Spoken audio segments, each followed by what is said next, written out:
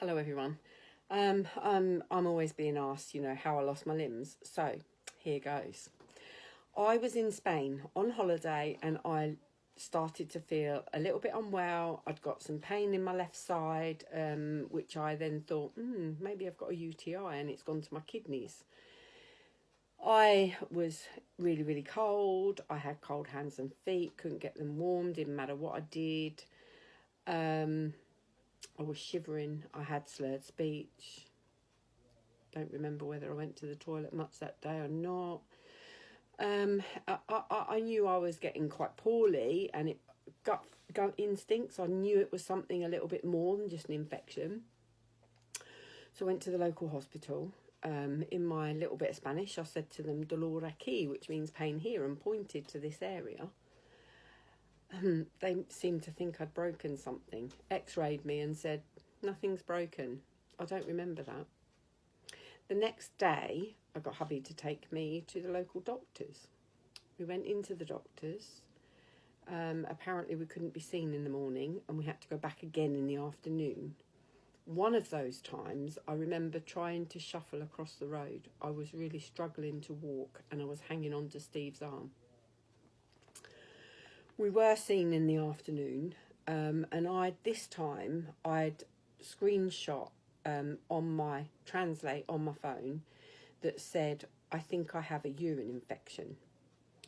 And I'd given the phone to the doctor for him to see that. He'd apparently tested my urine, said that I had a urine infection, gave me a prescription for antibiotics and an injection in my bottom. I've got no idea what that was. When we went to the chemist to get the prescription, apparently they said, come back tomorrow, we don't have any in stock. Unfortunately, I didn't get the antibiotics because at 4 o'clock in the morning, I woke up so unwell. I just felt like I was going to die. So I got Steve to take me to hospital. Ended up being taken in, and I don't remember any of this. I don't remember getting to the hospital, don't remember anything. Apparently someone was asking me questions, and then a couple of hours later, he was given a bag with my clothes and my jewellery and said, she won't be needing these, she could die. So he's thinking he's taking me to hospital, I'll get some antibiotics and come home and I'll be fine. And there I am, being put into an induced coma. So he's in a foreign country, doesn't speak the language, hasn't got a clue what's going on, and he doesn't know. He really hasn't got a clue what's going on. He went home, he phoned my family. My mum and my daughters got a flight out, and my sister. And yeah, they came to visit me the next afternoon when they could. They came in the morning, but in the morning you're not allowed in the room. In the afternoon when they came in the room, they pulled the sheet back to hold my hand, and my hands had already turned purple. So they knew at that point I was going to lose my hands. I ended up being flown back to the UK after 6 weeks of being in a coma. The air ambulance came through my travel insurance, and they said, if I don't get her out of here today, she'll be dead. He said, I'm going to take her life into my hands. He said, and it's very dangerous taking her up in the air and bringing her back down again, but I will take her life into my hands and I will deliver her safely back in the UK, which he did. My girls were then told by Milton Keynes when they received me that I had black digits. They were shocked when they saw the state of me. Spain had told them that I had black digits. That's fingers and toes. My arms were black up here. They thought they were going to have to amputate my right arm right up near my elbow. Luckily, they didn't. They managed to do what they call debridal, which is basically stripping that black skin off. I lost my legs above the knee, so my legs are very short now, and I lost my hands. I was woken after 3 weeks being back in the UK, so that's 6 weeks in a coma. It then took me apparently 3 weeks to actually wake up from the coma. I think I was enjoying the sleep.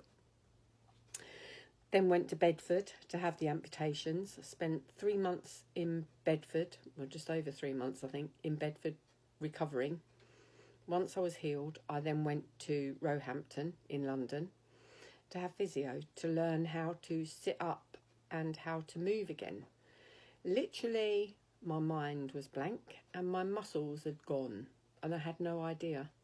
It took a while to engage the brain with the hip to move it, to actually lift up. I kind of would just go like that a bit and I didn't know how, and it took a while for that to kind of engage that, oh, I need to do that and move, Finally I've done it, and here I am now. I raise awareness of sepsis. I work for several different charities, or should I say volunteer for them, because I don't work, I'm not employed, but I volunteer for several different charities. I work out in the community raising awareness. I do such a lot trying to help save other people's lives. If you don't know the symptoms of sepsis, please watch out. If you've got any infection at all, watch out for these symptoms, because if you start getting them with an infection, even if you're on antibiotics, you need IV antibiotics and you need to get to hospital urgently. And I can't stress that enough. So watch out for slurred speech and confusion, extreme shivering and muscle pain, passing little or no urine in a day, severe breathlessness. It feels like you're going to die. Skin can be discoloured or mottled. You can also have very cold hands and feet or skin. Just be aware of that. You can have a temperature, high or low. Some people have reported that they've had vomiting, and some people have reported that they'd had diarrhea with the shivering. So, there's lots of different things, but if you feel extremely unwell and you've got an infection and you get any of these symptoms, get to A&E, and I can't stress that enough. Take care, keep safe, keep your family safe. Thanks for listening.